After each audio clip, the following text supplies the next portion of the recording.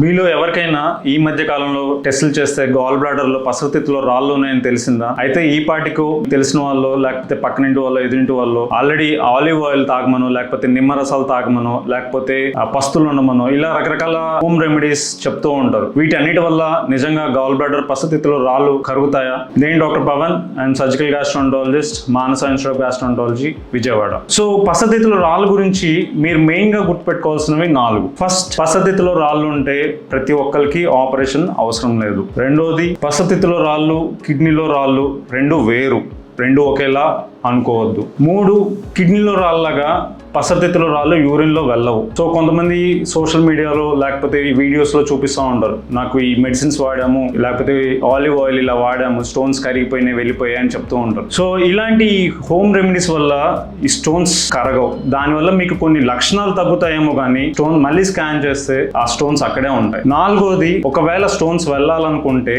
అది మోషన్ ద్వారా బయటకు వెళ్తాయి. ఈ వెళ్ళే దారిలో ఎప్పుడైనా సరే ఆ స్టోన్ కనుక బైల్ డక్ట్ అంటాం, అంటే మెయిన్ పైప్ లో కనుక ఎప్పుడైనా అడ్డుపడితే అది కామెర్లకి దారి తీయచ్చు, లివర్ ఇన్ఫెక్షన్ కి దారి తీయచ్చు, ఇంకా ప్రమాదానికి కూడా దారి తీయచ్చు. సో నెక్స్ట్ టైం ఎప్పుడైనా సరే గాల్ బ్లాడర్ లో స్టోన్స్ ఉన్నాయని మీకు తెలిస్తే ఎటువంటి కంగారు పడాల్సిన అవసరం లేదు.